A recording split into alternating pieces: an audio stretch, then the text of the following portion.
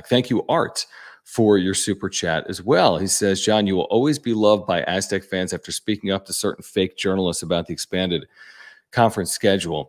Art, first of all, I appreciate the super chat. I mean, anything that I post, by the way, on social media, maybe some of you have followed this story. If you follow me on social media, maybe some of you haven't. This is with all due respect. I'm not, this isn't about me not having respect for other people that cover the league and cover other schools in the league. I would just say this: what has become a significant talking point in Mountain West League circles with fans is whether the Mountain West is going to expand the conference schedule from 18 games to 20 games next year or not. Are they going to leave it at 18 games, which it is right now, which means it's unbalanced because there are 10 other teams. You're not playing everyone home and road. You're playing everyone home but one, everyone road but one. What that means for San Diego State this year is they're not facing Air Force at home and they're not traveling to Wyoming. So typically for San Diego State, from a sheer balance perspective, has not been the beneficiary of this to win a regular season title. Oftentimes, the two games that San Diego State isn't playing in a given year are against two of the bottom, let's say, 4 teams in the standings at the end of the season. Why? Because television plays a role in this, and television wants to see San Diego State play the best teams in the league, not the teams in the lower half of the league. Now, they don't always predict it perfectly, and there's years that San Diego State could miss a very good team, but by and large, San Diego State is missing teams at the bottom of the table. The reason San Diego State specifically doesn't complain, you guys follow the program, and the reason you're not going to hear me complain is that by not playing the bottom of the league, you're benefiting your metrics. Because by playing 2 games right now against teams that are 200 in the net or below, which is what San Diego State would be doing by playing Air Force in Wyoming this year, that would be 2 additional quad 4 games, maybe a quad 3 at Wyoming, but someone would have to look it up. So there's that. I think it's an advantage not to be weighed down by the metrics, not to take on the risk. Now, the opposite side of that is you don't have the potential benefit of winning 2 games against teams that are in the lower division, so to speak, of the Mountain West. But I think it's a fair trade-off if you're San Diego State. But here's the significant point. First of all, you've had 18 league games for how long? The last decade? And each of the last 2 years, you've had 4 teams make the NCAA tournament. And this year, you're going to have 4 teams or more. I think in all likelihood, you're going to have 5 teams or more. Not still to be determined, but there's a very good path to 5 teams in the NCAA tournament. What this conference schedule is working. Why is it working? Because teams have more flexibility in the non-conference. When teams schedule the non-conference, that puts themselves in position to build an at-large resume. And teams, not just San Diego State, have built at-large resumes over the last 3 years, including this year. Why would you change anything considering the success that the league is having here over the last handful of years, including a team getting to a national championship game? Because it's most fair? Well, guess what? Let's take the top 10 leagues in the country right now, the Power 6, Mountain West, name 3 others. Of those 10, how many are balanced? Let me answer that for you. I think it's 1, the Big East, which also has 11 schools. They play 10 home, 10 road.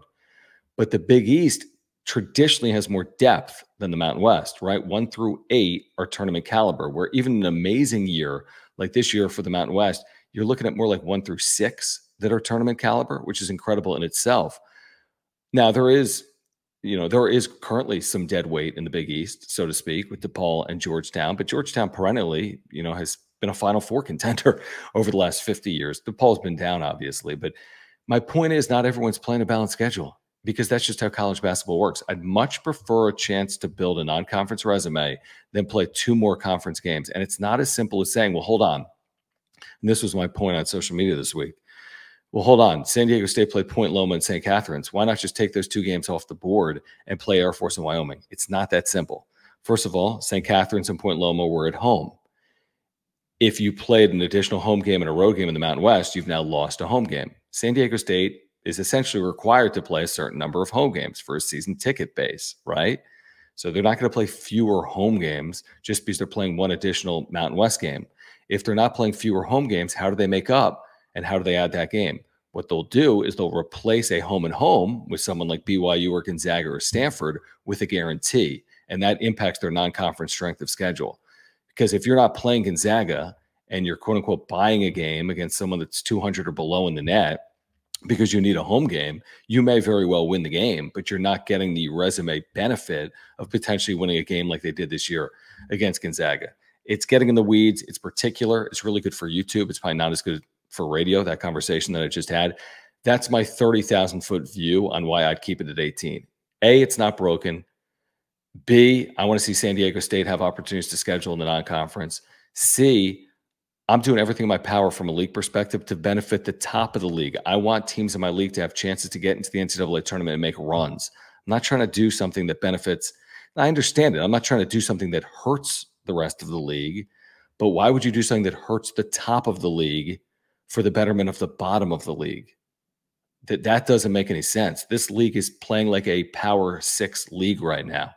Don't weigh it down for unnecessary reasons. Thank you, Art, for the super chat, for allowing me to have that conversation. I wouldn't have done it otherwise. So thank you. I hope that made sense. Yeah, I didn't know BJ was here. What is going on? Okay, so let me catch up here. This was about 20 minutes ago, BJ, so I apologize if you're no longer here. Okay. So BJ, thank you, by the way. Seriously, and you didn't need to do that because you didn't need to do that.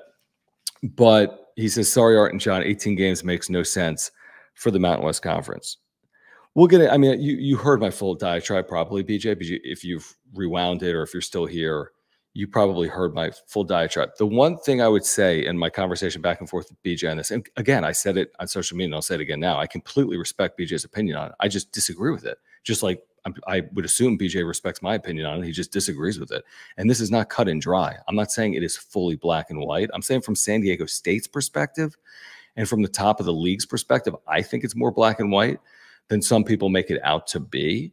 And the reason I say that is, for me, the number one motivation for a league should be to get its teams into the NCAA tournament, not to make it fair and balanced to win a regular season title. Now, you can argue those merits. That's fine. I'm not saying regular season titles don't matter. They do.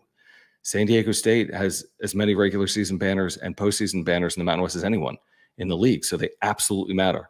They absolutely matter. But what I think matters even more is the NCAA tournament. And look at how Boise State has played the last couple of years. They're getting into the tournament as both a conference champion and as an at large. And they're in position to do that again in 2024. The one point I think I failed to convey on social media over the weekend was this idea that, well, hold on.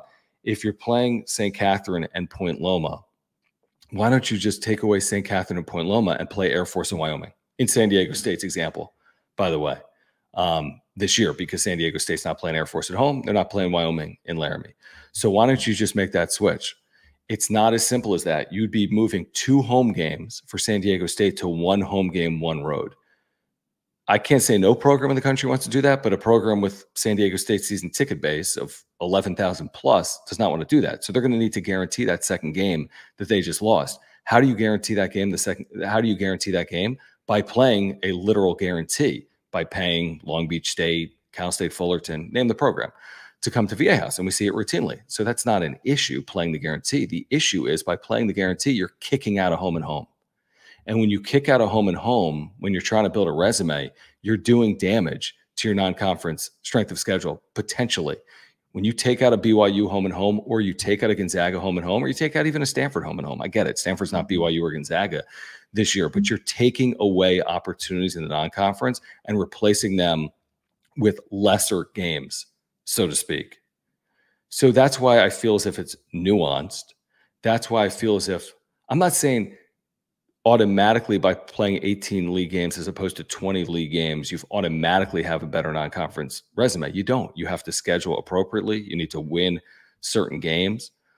And then the other point, BJ, I've made, and I don't know if I made it when we went back and forth on social media, is that the risk reward of playing a true round robin, to me, for the top of the league is way too risky for the supposed reward. The risk being, isn't someone in the top 3 in the league susceptible to losing to someone in 8, 9, 10, 11 category in the league? And if that happens, you're knocking yourself potentially off the at-large consideration.